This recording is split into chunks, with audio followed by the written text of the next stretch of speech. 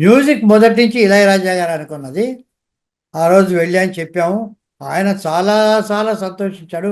ఆయన కూడా ఒక్కొక్కడు ఆ చివరి పాటలో బివ్వి వేయాలి ఇవన్నీ కూడా ఇన్వాల్వ్ అయ్యి చాలా అద్భుతంగా ఇన్వాల్వ్ అయ్యి చేశాడు అసలు. నాకు కొత్తగా ఉంది కథ, టైం మెషిన్, ట్రావెల్ ఇదంతా బాగోదని ఇళయరాజా. కానీ కెమెరామెన్ విషయంలో మాత్రం అది ఏ, దైవ నిర్ణయం. ఎందుకంటే మొట్టమొదట పిసి శ్రీరామ్ గారు అనుకున్నది మొట్టమొదట. ఆయన వచ్చాడు. ఆయన ఆ, చాలా చాలా అద్భుతమైనటువంటి చేశాడు.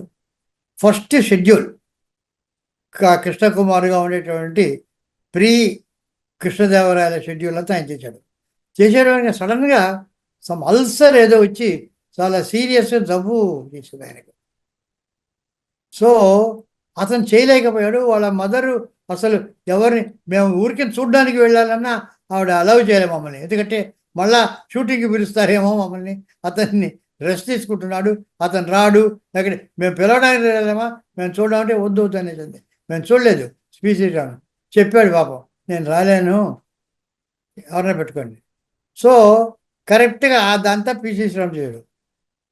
అక్కడి నుంచి ఒక 2 మాసాలు రాయలవారి సెట్టు, ఆ హాలు అవన్నీ చేయాలి.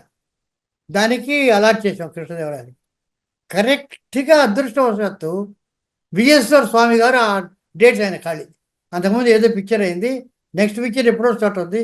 కరెక్ట్గా 2 మాసాలు వెంటనే ఒప్పుకున్నాడు.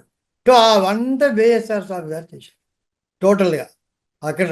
అదే. సో ఆ లైటింగ్ కూడా ఆ కాలపు విఎస్ఆర్ స్వామి గారు చేసిన పద్ధతిలో, ఇది పిసి శ్రీరామ్ చేసే పద్ధతిలో వచ్చింది.